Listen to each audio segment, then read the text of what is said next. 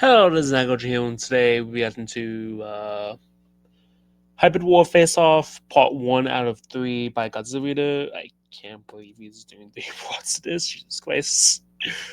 Oh my god, that's a lot. Just wondering how long the other parts are going to be. My god, that's a lot. But yeah, this is continuing off the Hybrid War of his hybrid. So yeah, should be interesting.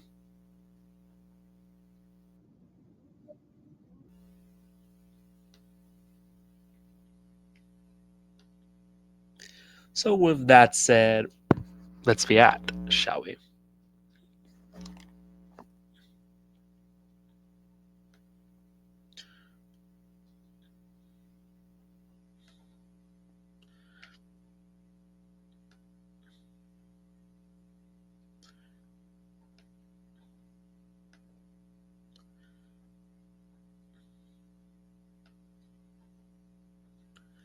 Let's remember this going on in case there's like getting copyrighted in this video.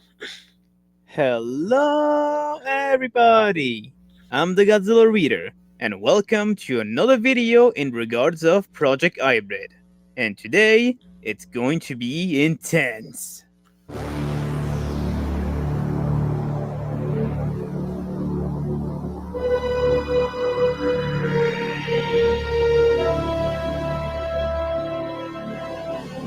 Hey, Zemeta, maybe I should make my hybrid actually work.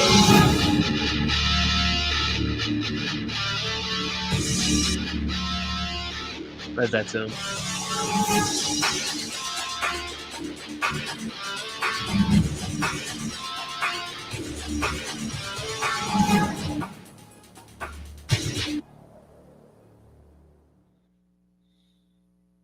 Today on Project Hybrid, I will do something that I actually announced in my last video in regards of my Hybrid Basilisk. And this time, Basilisk will finally get the shot to actually fight someone. However, instead of fighting the Indominus 2.0, which, like I said in my last video, I practically moved on from that tournament, I'm gonna do something that I've seen quite a lot, although it doesn't seem to be a new trend now. And it's basically having my hybrid fight other people's hybrids.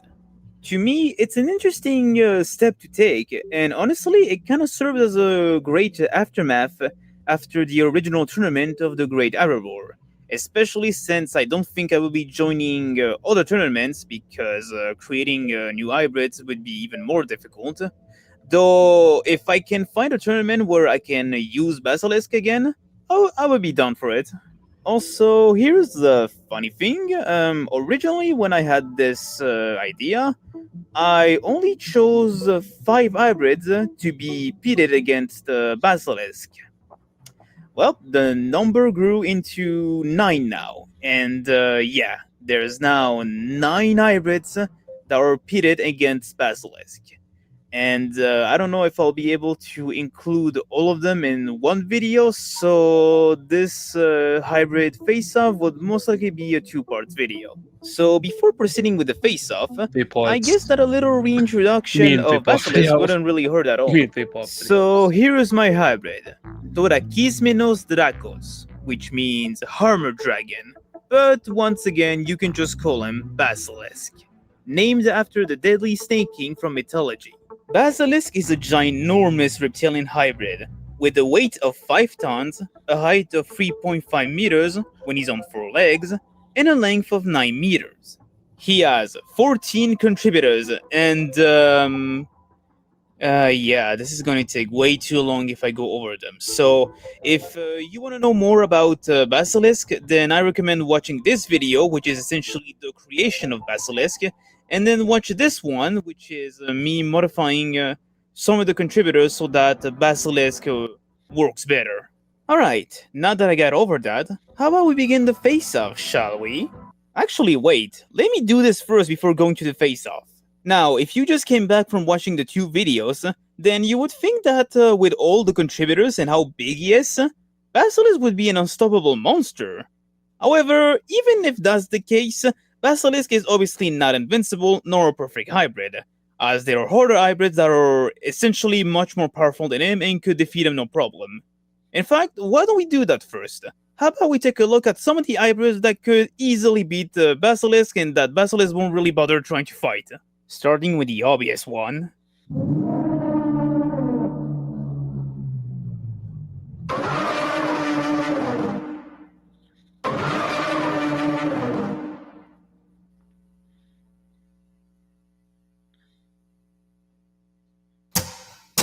Fuck this shit, I'm out. Yeah, Samsung is literally a lost cause. This colossal hybrid, created by Madly Mesozoic, is simply way too big for Basilisk to take on. Samsung also has great armor and great weaponry, which would be difficult for Basilisk to even retaliate against.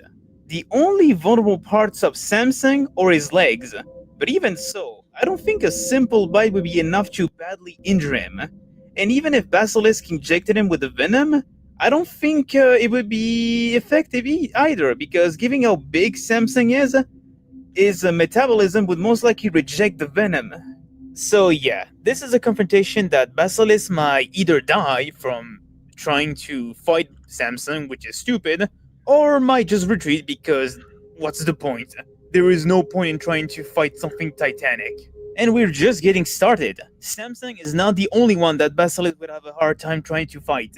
This right here is Thornwall, an hybrid that was created by Gojira. This is another hybrid that is pretty big. However, it gets worse when the thing literally stands on its two legs. However, size isn't the only thing that Thornwall brings. Thornwall is extremely strong and even has sharp claws, which could be pretty devastating once it makes contact with the skin. With its size and strength, it could easily pin Basilisk down, and even grab him and finish him off with a bite. Oh, and this thing can also use tools. So yeah, not a good idea. Here is another hybrid that could be problematic for Basilisk as well. Dracopteryx vipera, aka Vincent. Another hybrid that is pretty big as well. Okay, seriously, how many giant hybrids are there? Anyways, aside from being big, Vincent brings two abilities that could certainly be problematic for Basilisk. For once, Vincent can literally fly. So yeah, this is something that could be used against Basilisk, as it would mean that Basilisk would have a hard time taking a bite out of him or even hit him with his tail. And because of his size, Vincent could easily overpower Basilisk, in a similar fashion to how some bird of prey hunt venomous snakes. However, the second ability is much more worse, and it's not the beak nor the talons, even though they could be devastating for Basilisk either way. Vincent can shoot boiling acid from two fangs from his upper jaw. Thanks to the Speeding Cobra and the Bombardier Beetle for contributing this ability, if Basilisk were to be hit in the eyes by this boiling acid, it would be extremely painful, and Basilisk would literally not be able to see after that. So yeah, Basilisk isn't winning that either. Then you got Gojirasaurus 2.0 by GMR, and yeah, do I need to explain this even further? Alright, last one, and this one is actually pretty unexpected. This is Apollyon, arguably speaking one of the most dangerous hybrids out there. Now, you must be wondering, how is this thing extremely dangerous given how small it is compared to Indom 2.0 right now?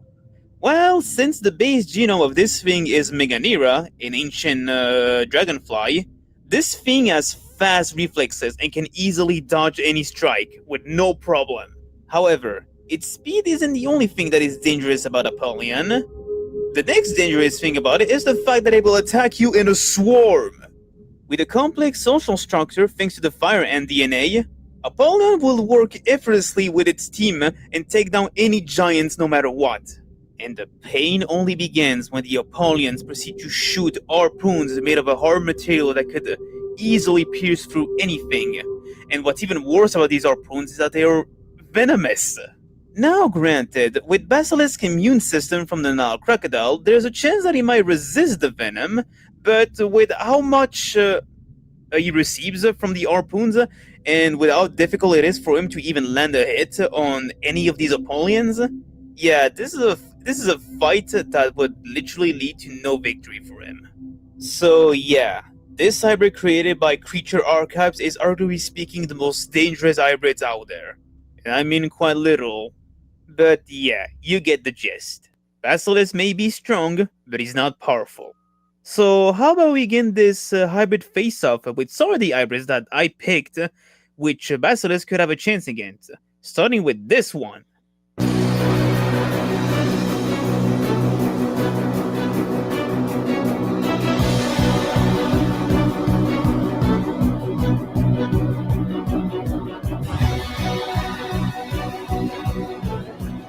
Damien. I forgot what type of that was. Daniel. Yeah. Let's begin this hybrid face-off with this cool hybrid right Damien? here, named Damien. This is a hybrid that was created by my good friend Gojirex28, who he submitted to the Great Hybrid Board. I forgot. Although, just like Basilisk, Damien got completely ignored as well. So I guess both of them are cool about it.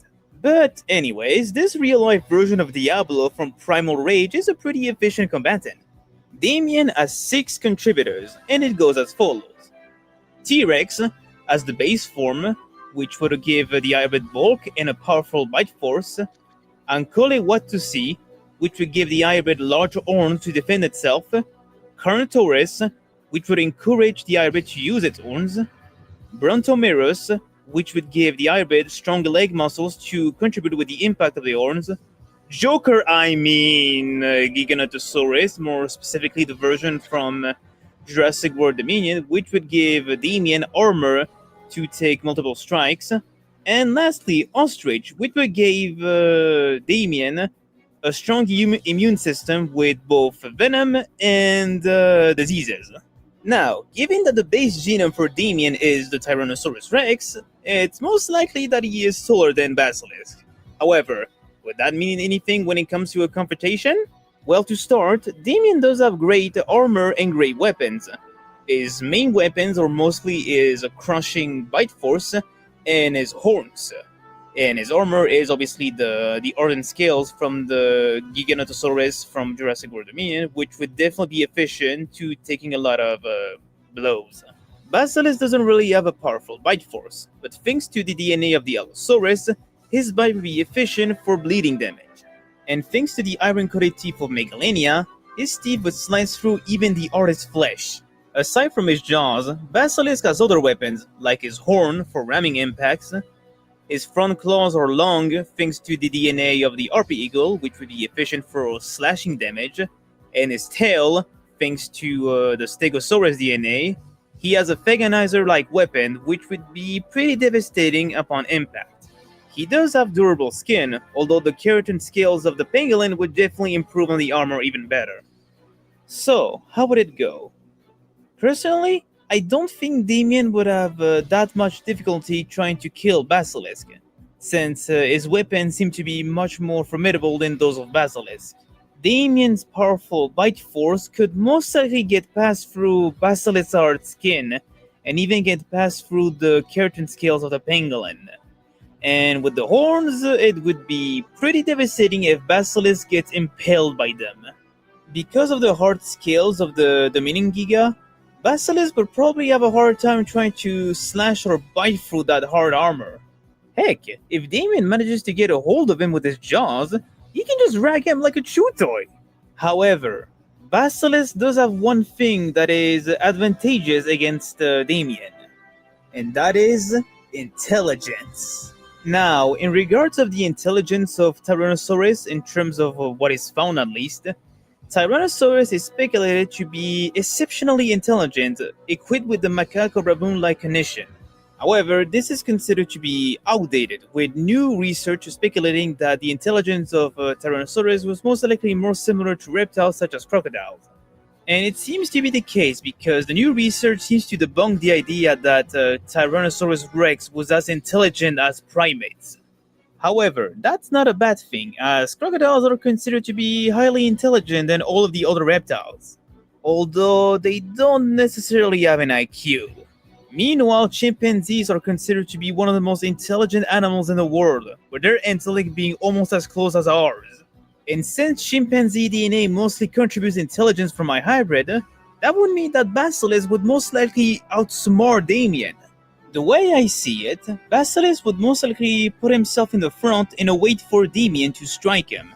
However, just in that moment, Basilisk would dodge a strike and then retaliate with his own strike, either a headbutt with a horn or a tail strike with the Fanganazer weapon. Basically, A strike from Basilisk's horn would definitely help to disorient Damien.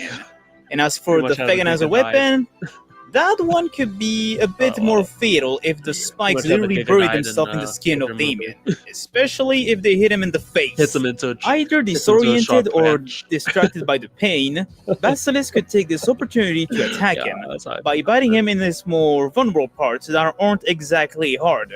Probably his neck, his small arms, and possibly legs. With enough bites and with the iron-coated teeth passing through the hard scales of Damien, it could cause severe bleeding damage, which could be problematic for Damien. Heck, if we want to be literal, if Damien is disoriented, Basilisk could take this opportunity to get around him, stand on his two legs, and then put his front legs on his back, and potentially slash his back with his long claws. Even though the Dominion Giga is pretty durable with his hard scales, keep in mind that he did die from getting impaled by the long claws of the Fairy Sinosaurus. In fact, there's even scenes of the Fairy Sinosaurus slashing the Giga with his claws, which actually did get him to roar in pain a little bit. Now, in the original video, when I first created Basilisk, I did ask the question if Basilisk could stand on his two back legs despite the size. And for the sake of this hybrid face-off, I'm gonna say that he can do it.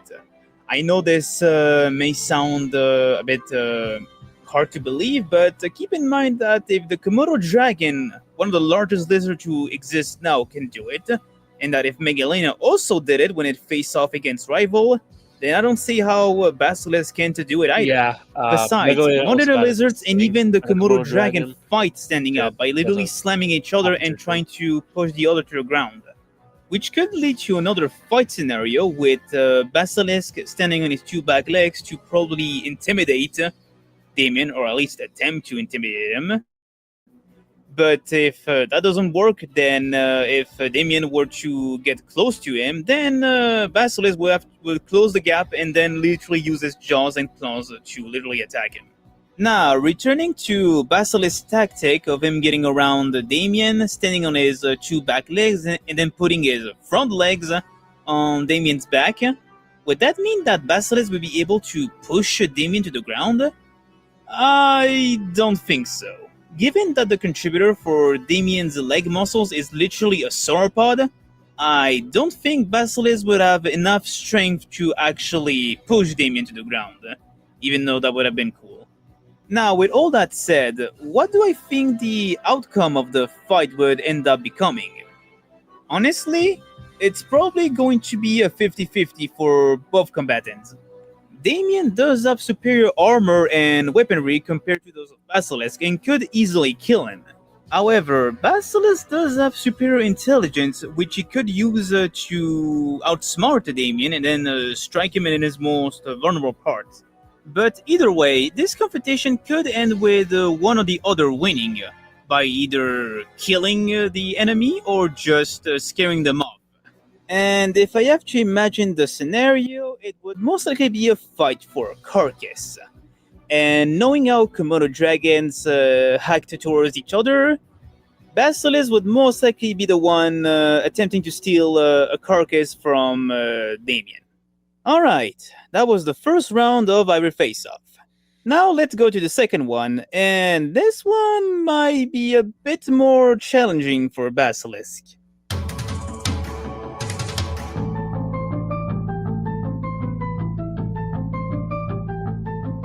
It's the Ultrasaurus.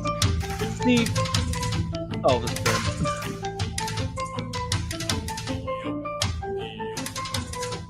Alright, so here we have a much more, I should say, difficult opponent for Basilisk to face off. This is Bane, a hybrid that was created by Goji Headquarters. Actually, before proceeding, I want to give a huge shout out to Goji Headquarters, mainly for having Basilisk actually fight someone in the form of Bellis, his own reptilian hybrid, and also including Basilisk in the Hybrid Alliance, which honestly I am very grateful. It's nice to see that despite not making it into the final 16 results, Basilisk still has some recognition at least. So to understand how powerful Bene is, we need to take a look at his contributors. So far there's Triceratops for the base form, African Wild Dog for the long legs and the large lumps, which are efficient for stamina, Bowhead Whale for the size, Ankylosaurus for armor as well as the club tail, Pangolin for also armor as well as the strong claws, Halosaurus ginmatsini, sorry if I butchered that, for something called gastralia and a barrel-shaped ribcage. And lastly, Troodon for intelligence. All of this combined results to a creature that stands 15 feet tall, weighs 44 or 50 tons, with a max of 65 tons, and has a length of 25 feet long. So, if I'm not wrong, Bene is almost the same height as Samsung, which actually makes sense since he was created to fight Samsung. So, in a similar fashion to Damien, Bene has superior armor and superior weaponry to those of Basilisk. Honestly, getting impaled by those horns or receiving a huge club on the face would certainly be fatal and would definitely kill Basilisk. It doesn't help that with his size, all Bene needs is one hit and that's it for Basilisk. Basilisk doesn't really have any way of dealing damage to Bene due to his armor. The only part where Basilisk could take a bite of Bene are his feet, as they seem to be not covered by armor. However, we reach a similar problem to Samsung. Given how big Bene is, it's most likely that a bite won't be enough to seriously damage him. And what about the venom? Well, given how big Bene is, it's most likely that just like Samsung, his metabolism might reject the venom. Then again, a Komodo dragon can kill a full-grown water buffalo with its own venom. And apparently the venom of the king cobra is extremely deadly towards elephants. So the claim that Samsung's size would help him resist the venom of Indom 2.0 is a bit less believable when you take that into consideration. So this could mean that Basilisk could finish the fight against Bene with just one bite. However, it is a risky attempt. However, despite what it looks, it seems like Bene actually has a weakness. So here's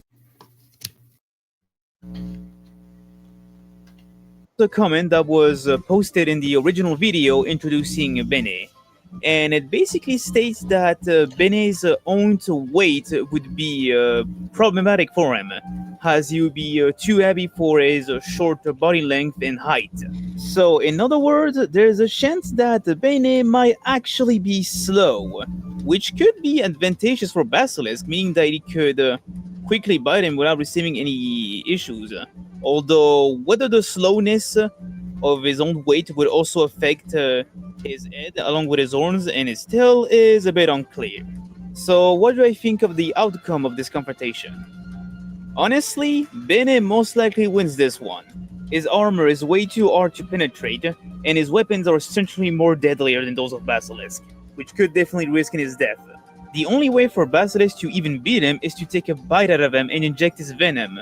But whether the venom actually works or not, because again, it's not clear what is said about, because again, huge size apparently rejects the venom, but an elephant can die through the venom of a king cobra. That one I don't understand. So honestly, that outcome with the venom depends is on what you unknown get at this bit by point. venom. But even so, I guess trying to depends bite on the where you feet get of Bene is bit. extremely risky, So, as Basilisk could end yeah. up receiving a tail club in the face or getting impaled by his horns. Granted, there's the comment in Bene's video that states that his weight would most likely be problematic for him and that Bene could potentially be slow. But does that slowness also reach the head and the tail? That's what I want to know as well. But either way, this confrontation ends with Bene most likely winning, though that depends if the venom actually works on him or not. Alright, that was all for that round. Now let's move on to the last round of this first part of Hybrid Face-Off. And this time, Basilisk will be faced with by far his biggest challenge yet. Savannah!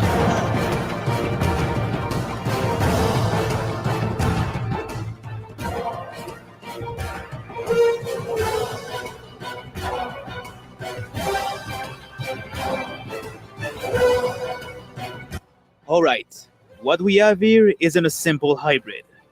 It's a monster. This is Zamera, an hybrid that was created by Aknogoji, who he submitted to the Sky Hybrid World that was launched by Zane Reborn. Now, you must be wondering, how is this going to be a huge challenge for Basilisk? Well, why don't we take a look at the contributors, shall we? So these are the contributors of Zamera.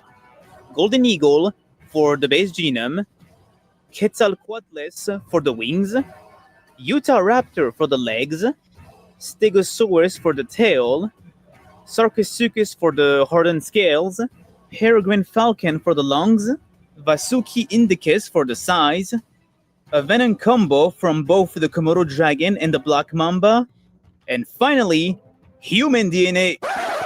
Wait, what? Human DNA? And that contributes intelligence for this hybrid? Okay then, let's just keep moving forward with it.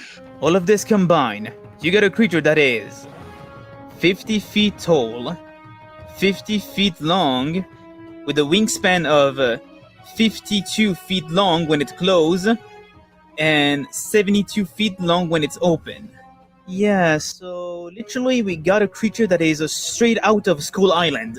Now, you must be wondering, how in the world is Basilisk going to take down such a titanic monster? Well, the answer is simple. He doesn't need to. Because Zamera is literally the most unfunctional hybrid I've seen in the internet so far. It's literally the flying version of Hank 1.0. However, instead of explaining how Basilisk is going to win against Zamera, I'll play teacher for a little bit and explain why Zamera just doesn't work for realism. Especially since he actually made a reaction on the video that featured Zamera, although he didn't quite take the result too kindly to the point that he ranted and tried to explain why Zamera was functional, even though it isn't functional. So I'll give a detailed explanation on how Zamera just doesn't work, because, let's be real, all of the contributors that I literally said that contributes to Zamera just really don't help her in this situation. Now, it shouldn't take long for my assistant to get here with the informations that I need for this section. Ah, there she is. So, Jane, got the informations? Ooh, nice. Alright, let's get this over with. Let's begin with the obvious problem with Zamera. She cannot fly. No matter how hard you try to put it, Zamera is incapable of flying. Especially when a lot of her contributors are literally the reason why she's grounded. Despite having the base form of the Golden Eagle, for whatever reason, Zamera has the wings of Quetzalcoatlus. And, Actually, no, they no. don't look like this. This is how the wings of Quetzalcoatlus look like. And taking into account how different the wings of a pterosaur are from those of a bird of prey, I don't think she would even be able to fly with those wings, especially when eagles and Quetzalcoatlus had very different ways of flying. That there are Apparently, and according to Akno in the reaction video, he says that Zamera can bend her wings, which I'm guessing he's talking about closing the wings like how a lot of birds basically do it, which, okay, I'll give you that. But here is my question. Can she wind walk with those wings? Pterosaurs are special for having the ability to not only fly with those wings, but also use them for walking. And in the case of Quetzalcoatlus, it would definitely be helpful given how this is the largest pterosaur to ever exist. And those wings, aside from being used for flight, would definitely be helpful for keeping it yes, you can wind walk. upright and sustaining its large weight. The design doesn't seem to reflect that at all. It doesn't help that the head looks like a raptor and not an eagle. Since the base genome is literally a bird, I don't think giving it a different pairs of wings from a different creature would be a good idea. The congruity here is practically not congruent. But and speaking of raptor, why don't we move on to the other contributor, those being the legs, which apparently come from Utah Raptor. So Utah Raptor is a curious case, to say the least, as there seems to be a bit of a debate about whether this thing is actually fast or not. However, One thing that seems to be agreed on is that Utahraptor, being the largest of the Dromaeosaurus, wouldn't be exactly good at jumping or pouncing. However, just because Utahraptor was the largest of the raptors doesn't mean that it would be a good contributor. Raptors have legs that are specifically specialized for running down their prey and for agility. A raptor that was around the same size of a T-Rex would definitely have a hard time getting around because its legs are not specialized for sustaining that much weight. And that's the problem with Zamara. Debatable Even if she's because literally really 50 short feet is tall, documented her legs will literally not be debating able to sustain that Velociraptor much can weight. jump. Legs that are specialized That's for fast debatable. movement would not be Again, able to lift a larger AI body like can be this. the answer. Therefore, they will most likely Velociraptor break from the weight, can and jump therefore Zamara would be ways, grounded so- permanently. Oh, but it gets even worse with Zamara's downfall when you look at its tail. And be honest with me, when you look at a tail like this, are you not questioning the fact, how the hell is this thing going to move with that? Birds have tail feathers that help them in balance while flying. What the hell is Zamara doing with this? There's literally no congruity in this for two reasons. One, Zamara would It have no moves idea like what a he would do with snake. it, since there is no bird in the world that has been Moves its documented having a tail splitters like through the this. sky. And two, that's too much weight on her. The tail of the Stegosaurus would literally be too much for Zamara to even take off, so she'll be even more grounded. Combining those with the hard scales of Sarcosuchus, she's now become way too heavy to fly. Like she wouldn't even be able to fly. Like the lungs of the peregrine falcon are just useless at this point because this thing is incapable of flying. So me bringing up this information about how the lungs of the peregrine falcon work is useless. And bringing up the venom is also useless because she literally cannot use them in flight. Though I will say, Acno, you gotta choose one or the other because there's no animal in the world that has two types of venom. But even if you choose one or the other, she wouldn't be able to use that venom because of her beak, which wouldn't exactly allow any room for venom glands. It's like But it's time to get on the cherry on the top with this hybrid. So, according to Acno, this thing is 50 feet tall and 50 feet long. And the contributor for that factor is Vasuki indicus, a snake that was recently discovered and thought to be much bigger than Titanoboa. To that I say, What kind of joke is that? yeah, no. I absolutely do not believe that Vasuki indicus that approximately measured 49 feet would allow Zamara to reach Titanic proportions. If I'm not mistaken, the blue whale is currently considered to be the largest animal to ever exist. And honestly, that contributor would make much more sense than a freaking snake. Even though it would still pretty much backfire That'd be since, more heavier. honestly, A giving blue out whale is 100 feet Titanic long. Zamara is, now she's literally grounded forever. And she can no longer fly. Actually, not that she can no longer fly. She can't fly. She cannot do it whatsoever. Also, I don't think Acno took this into consideration because, while yes, Vasuki indicus might be the largest snake to ever exist, it was also the longest snake to exist. So there might be some side effects when you take that into consideration. And that side effect would be Zamara having her entire body stretched like a spaghetti noodle, which would definitely not be efficient for flight. And it's not even the most ridiculous Well, that's aspect of Pretty Zamara. much. The most ridiculous aspect of Zamara is the fact that she has human DNA. And to that I say... Are you stupid? Now, I know what Acno is gonna say. He changed the contributor to something else.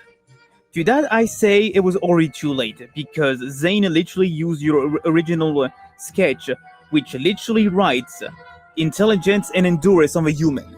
Even so, the fact that Zane had no idea about this is pretty concerning. Also, apparently the reason he added human DNA to his hybrid is because it was not mentioned in the rules of the Sky Hoverboard. Dude, there's a thing called common sense. Like, seriously, it doesn't matter if it wasn't written in the rules. literally no hybrid in the entire internet has ever been mentioned or established to have human DNA. Like, come on! I'm pretty Also, are you sure that you changed that contributor? Because this comment of yours that was posted in the same video that features Zamera says otherwise.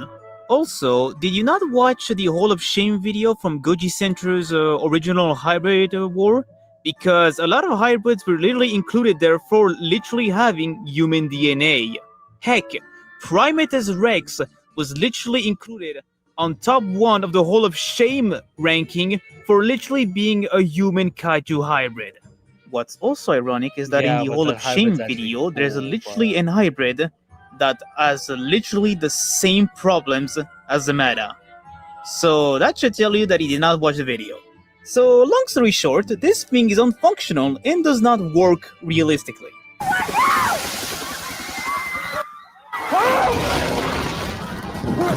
And the thing is, before and even after he submitted the hybrid to the tournament, we tried to explain to him why the meta just didn't work realistically and why the contributors just didn't help her out, basically.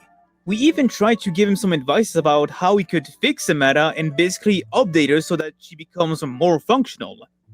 And well, at the end, basically all of our advices were practically ignored. Again, And I at the end have of the to day, think of the meta isn't really a contributors. regular hybrid. I am It's a gonna chimera change at this the point. contributors She's a little bit. chimera I'm that probably was practically doomed from the start, and Okay, I should probably mention I am gonna change the contributors a little bit. Maybe I'm probably gonna use like an anaconda to because that's a little bit smaller. I still wanted to have like a size of an.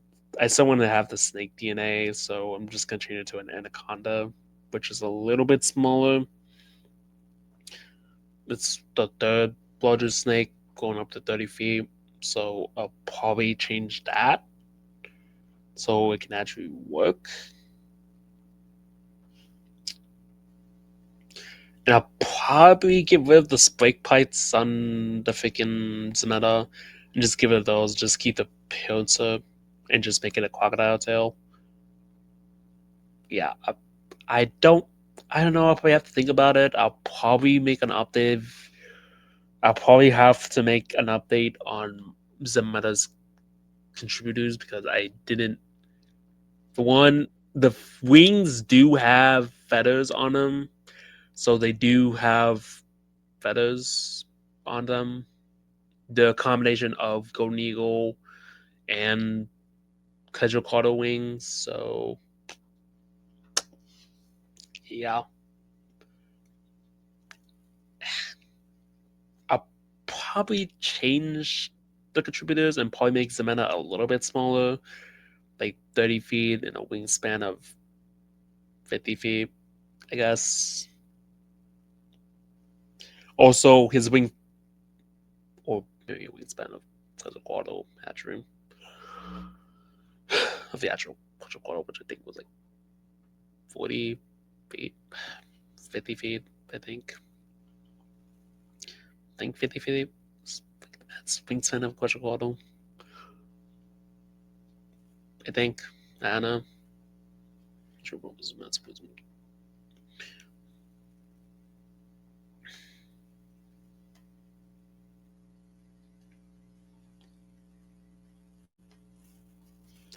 I should have probably specified that. I should have probably specified that there's a combination of golden eagle and Quetzalcoatl wings. They're all feathers in the wings, so meh. Should we probably specify that? The only place where there's no feathers is pretty much the tail, but the tail is just used for gliding. It's so it doesn't really need feathers. It's basically when it flies in the air, it just slithers like a snake. If that makes sense, I don't know. I'll probably up again. I really do need to update the freaking hybrid. I've been saying that for months, but I haven't had time to draw the freaking hybrid and update it and make it a little bit smaller. Maybe like, I don't know, change some of the contributors. I don't know. Again, I'll probably change some of the contributors. Beats me. Again, yeah. Bloop. Again, some of the contributors will change eventually. I don't know what the contributors are. I might use a T-Rex as the body, I guess, if just make it size still big, or just use Anaconda. I might shrink it by a couple feet just by using a T-Rex. But then again, that doesn't make any sense. But your T-Rex would actually work and just give the feet of Utahraptor. That would work. So, and plus, you were kind of wrong about the Utahraptor, because Utahraptor does, despite its size, does jump on its prey. I know that for a fact because I watched a documentary on it. You probably didn't know that. They do jump on their prey. So you were wrong on that. That's, yeah. They actually do jump on their prey despite the size. So, Again, I don't know. I'll probably change some of the contributors later on. So, yeah.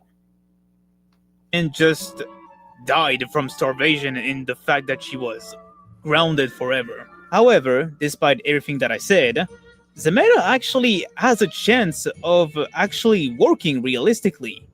And for that, we gotta take a look at an interpretation that was done by the artist Vamdekon. And here is our art interpretation of a more functional Zemera. Gotta say, this interpretation of Zemera looks absolutely stunning. And with that pink coloration, Zemera, you're That's welcome on the Pink Club along with Evolved Godzilla as the CEO of Real Men Were. That's purple. But anyways, Vamp basically did a good job in making Zemera look realistic and also functional. I mean, from the start, you can see that she is standing upwards. And that's because she's actually using the Quetzalcoatl's wings to actually support her weight, which actually is more efficient here. According to Vamp, the base genome of this Zemera seemed to be a mixture of both bird and pterosaur. And yeah, I can definitely see that, which, that probably is a better option instead of just kind of choosing what I was one of the going animals for the base genome. The tail is still from Stegosaurus, but she omitted the amount of DNA of that factor so that it wouldn't be too heavy and Zemera could still fly.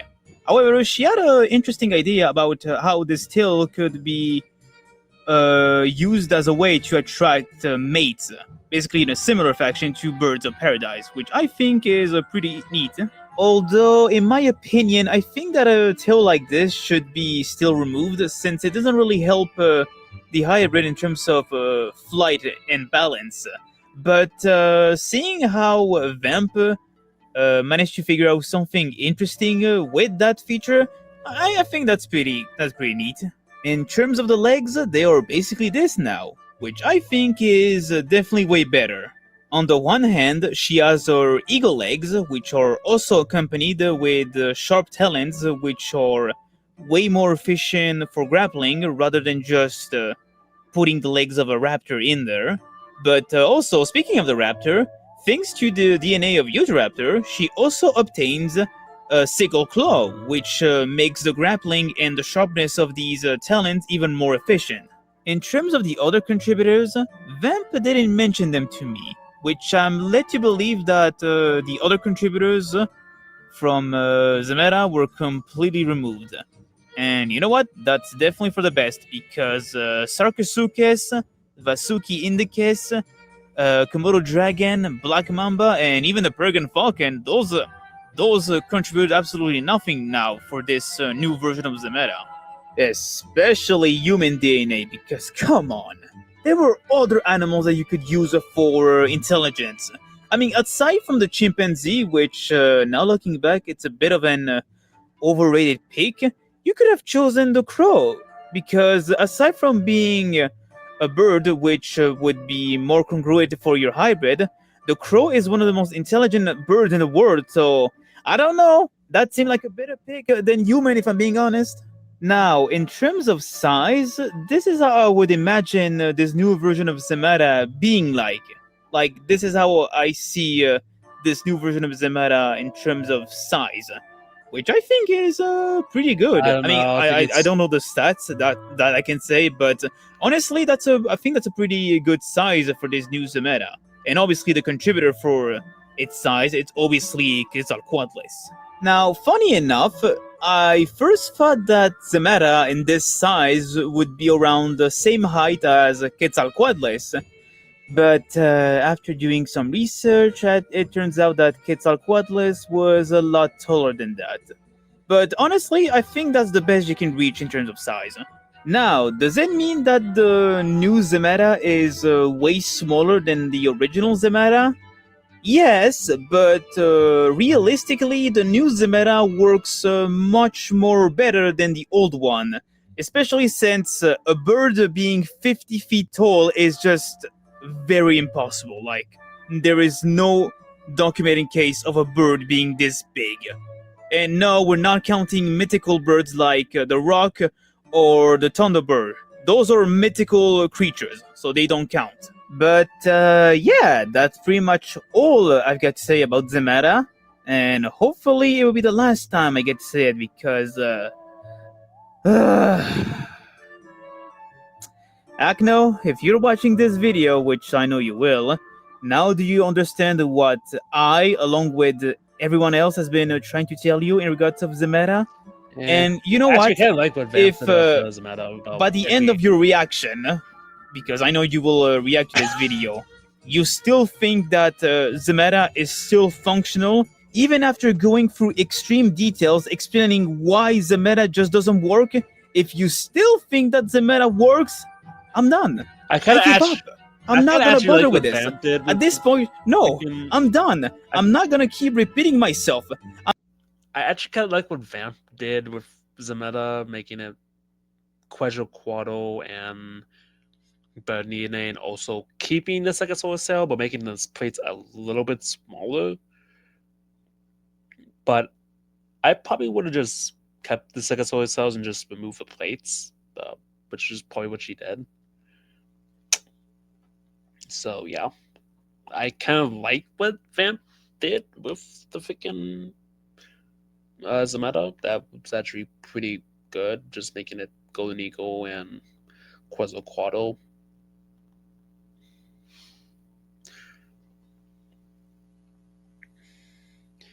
And she still kept, I think, what was it again? I forgot what she said. I think she said. So obtains a sickle claw, which makes the grappling and the sharpness of these talents even more efficient. In terms of the other contributors, Vamp didn't mention them to me, which I'm led to believe that the other contributors from Zemata were completely removed. And you know what? That's definitely for the best, because Sarcosuchus, I'm probably Vasuki Indicus, if I was gonna use Komodo dragon, black mamba, and even the peregrine falcon, those contribute absolutely nothing now for this new version of Zemata. Especially human DNA. And that's come on. I kind of like Vamp. There were other animals that you could use for intelligence. I mean, aside from the chimpanzee, which now looking back, it's a bit of an overrated pick, you could have chosen the crow, because aside from being a bird which would be more congruent for your hybrid, the crow is one of the most intelligent birds in the world, so I don't know, that seemed like a better pick than human if I'm being honest. Now, in terms of size, this is how I would imagine this new version of Zemata being like. Like, this is how I see this new version of Zemera in terms of size, which I think is pretty good. I mean, I don't know the stats that I can say, I but can honestly, say that I think that's a pretty good size for this new probably the Zemera. size of the team. And obviously, the contributor for its size, it's obviously So Quetzalcoatlus. probably be Now, a little funny bit enough, taller, probably like I first thought that I Zemera have in to this guess. size would be around the same height as Quetzalcoatlus, probably 18 but feet. after doing some and research, maybe it long. turns out that Quetzalcoatlus was a lot taller than that. But honestly, I think that's the best you can reach in terms of size. Now, does that mean that the new Zemera is way smaller than the original Zemera? Yes, but realistically, the new Zemera works much more better than the old one. Especially since a bird being 50 feet tall is just very impossible. Like, there is no documented case of a bird being this big. And no, we're not counting mythical birds like the rock or the thunderbird. Those are mythical creatures, so they don't count. But yeah, that's pretty much all I've got to say about Zemera. And hopefully it will be the last time I get to say it because Again, I kind of like what Vamp did. Akno, if you're watching this video, which I know you will, now do you understand what I, along with everyone else, has been trying to tell you in regards of Zemera? And you know what? If by the end of your reaction, because I know you will react to this video, you still think that Zemera is still functional, even after going through extreme details explaining why Zemera just doesn't work, if you still think that Zemera works, I'm done. I give up. I'm not gonna bother with this. At this point, no, I'm done. I'm not gonna keep repeating myself. I'm not gonna go on and say again and again something that Zane Reborn, the judges, myself, and other people have been trying to tell you, and you're just not gonna listen. No, I'm done. I'm not gonna bother with this. This is the last time I cover this freaking hybrid, and I'm just gonna say this one last time. Zemera does not functionally work. I'm gonna say it one more time. Zemera does not functionally work. I can't believe it was a call.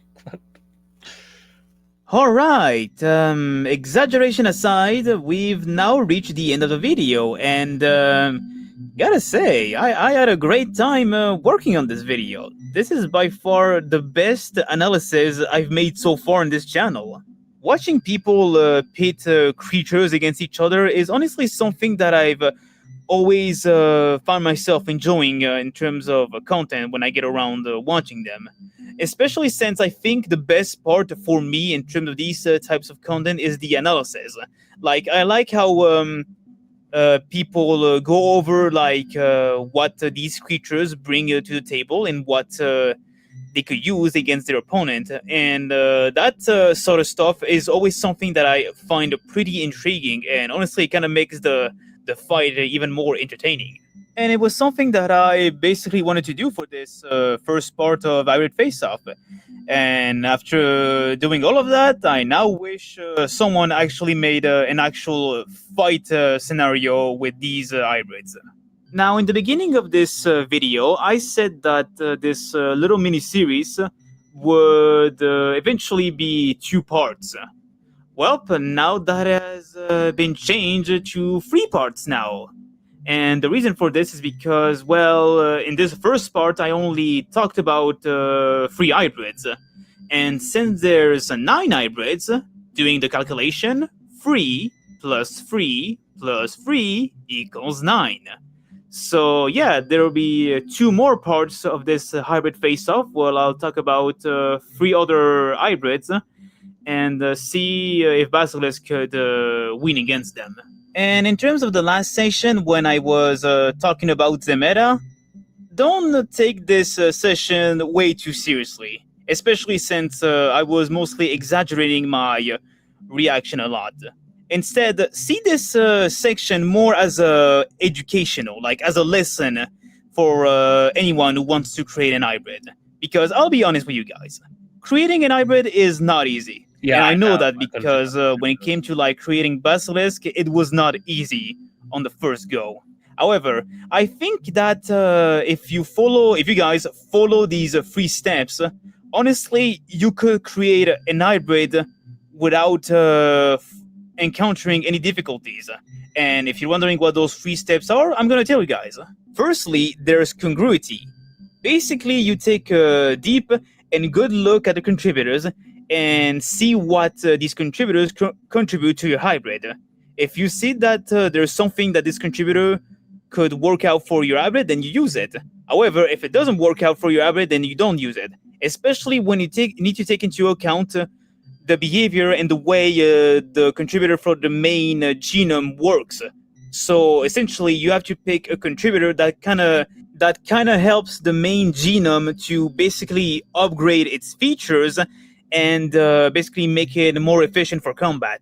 The next step is realism, which I won't deny is a pretty frustrating process to go through, but unfortunately that's something that you need to take into consideration, especially since you're not creating a fictional creature like a kaiju or something like that.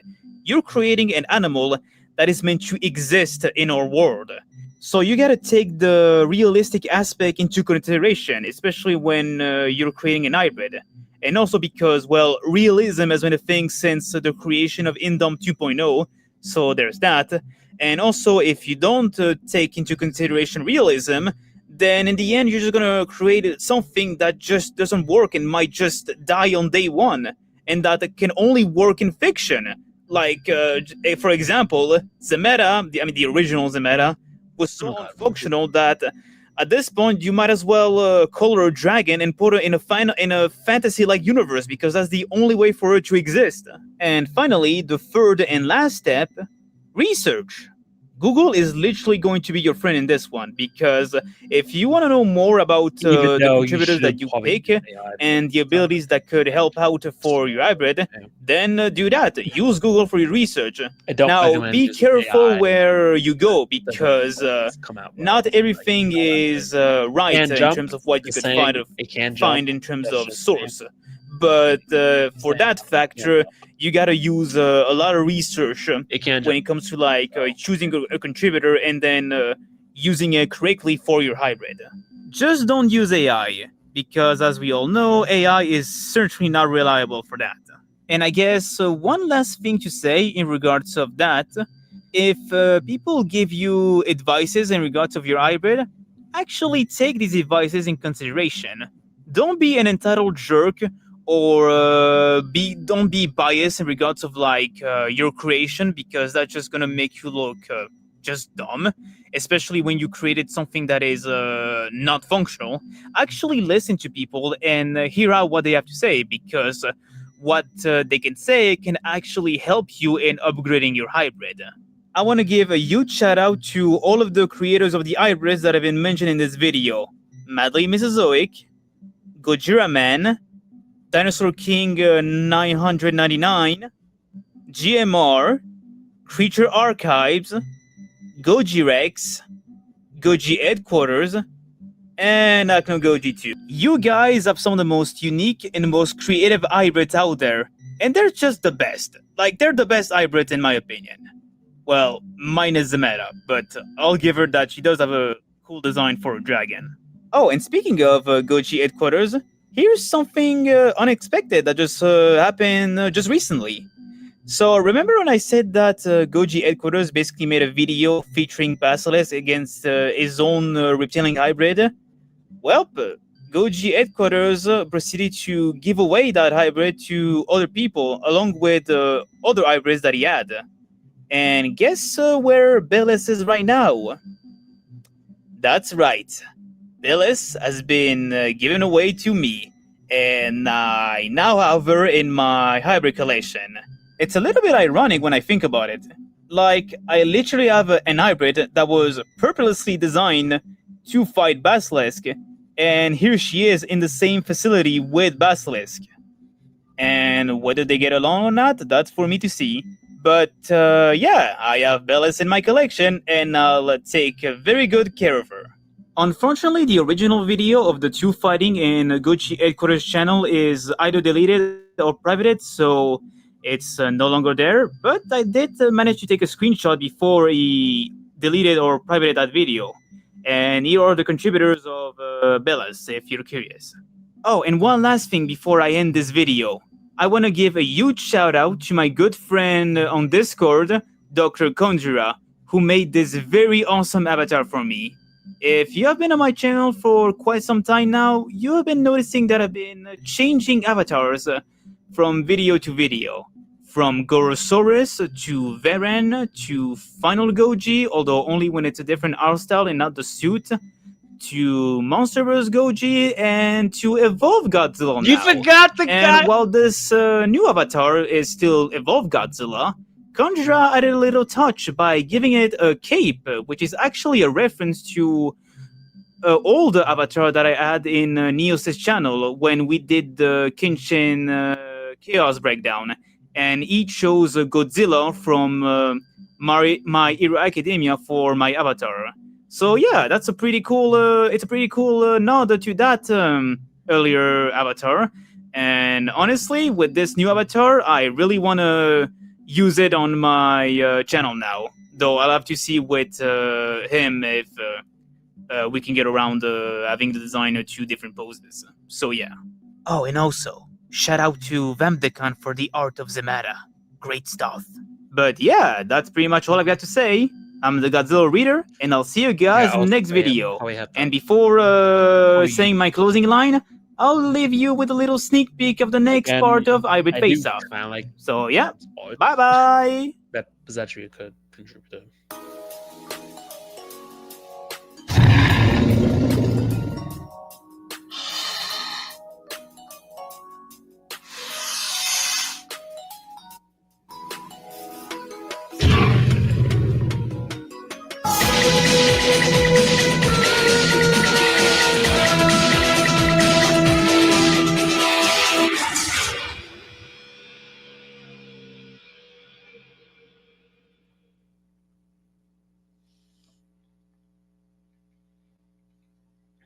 Man, this video's like an hour long. Yeah, like I said, I'll probably that was a good video, even though they kind of listen. I tried to listen, but to the contributors of Zemata, it probably I don't know doesn't work. It probably doesn't work. In fiction, it works. In real life, no, probably doesn't. I actually kind of like the contributors more of what Vamp did. Yes, it's smaller, and I probably would say it's a little bit taller than T-Rex if it's got both going just by, I don't know, 18 feet. Because it's, I think, the size of Quetzalcoatl. They're way bigger than T-Rex. Probably just a little bit taller than the T-Rex. Just saying. But I kind of do like what Vamp did with making a Golden Eagle and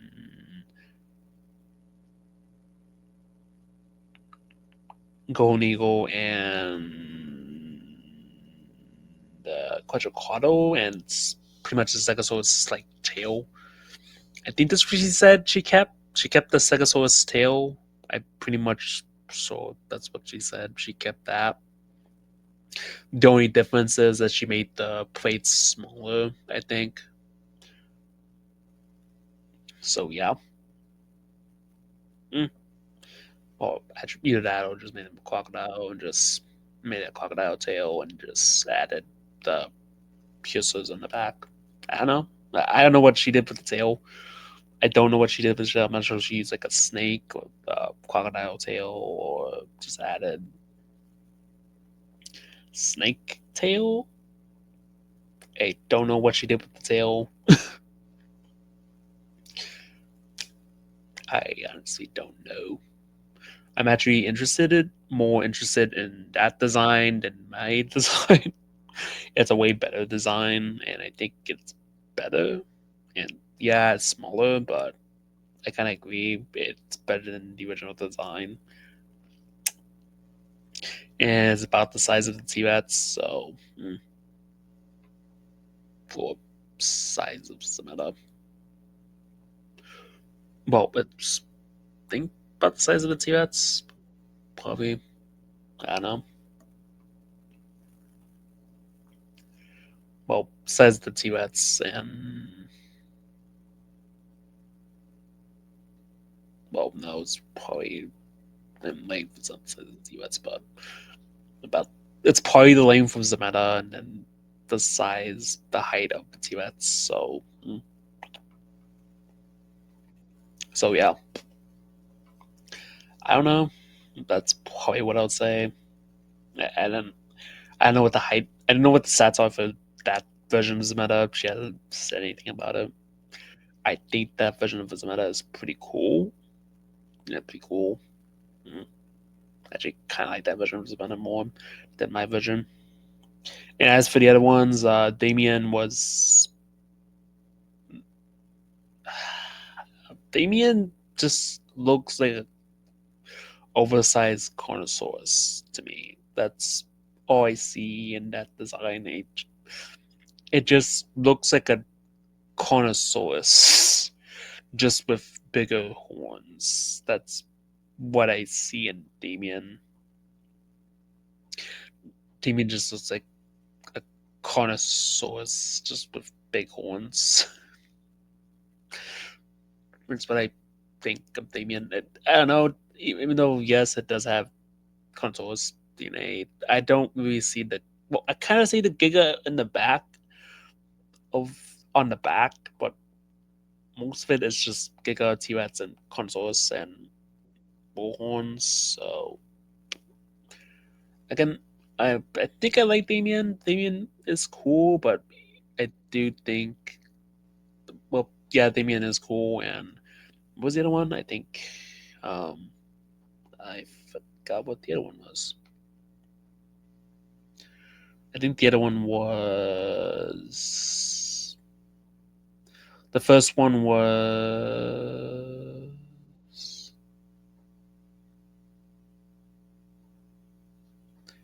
there's Damien, then there's oh Ben. Yeah, Ben. Ben was basically just Triceratops, which is pretty cool. I did enjoy Ben. Ben was awesome. Ben, well, yeah, it's pretty much Triceratops, oversized Triceratops. Why are these? Why are there so many names? He's Triceratops with Ankylosaurus armor, and I thought that was pretty cool. And Zameta, yeah, enough said about that. Again, I'll probably modify the contributors, making it similar to Vamp's design. I'll probably just do my own artwork of Vamp's design, just using that as the basis for the design. Just using that as the basis for the design and just adding contributors. I don't know which contributors should add.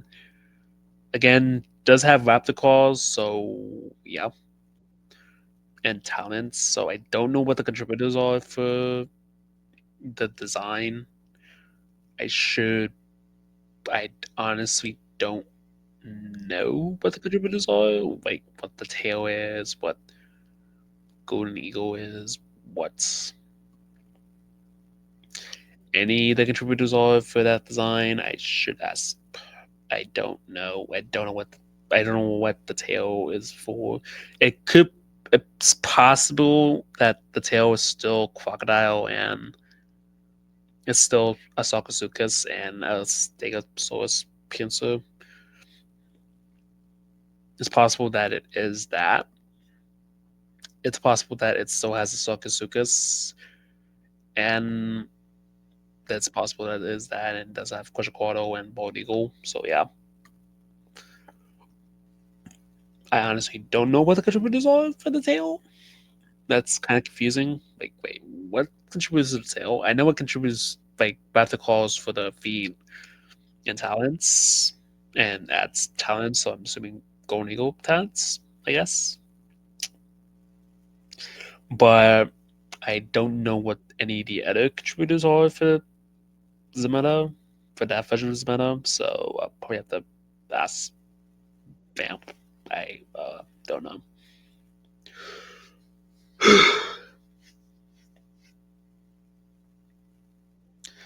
Either that or just come up with some contributors, like figure out, or just study that picture and just figure out some contributors for Zemena, like saying that I honestly don't know what Zemena would be, what contributors would contribute to that version of Zemena. That'd probably be the basis for the 2.0 design. Even though I'll probably change the colors, even though I would probably change the colors of purple to back to its original colors because I do kind of. Actually, nah, I'll probably just change it to like blue. Nah, I'll probably just keep it the same color, just change the body. Just probably keep it the same color. I don't know what the contributors are, so yeah. But with that said, then I'll sign off. And remember, stay big, Hybrid War fans, I guess. Bye.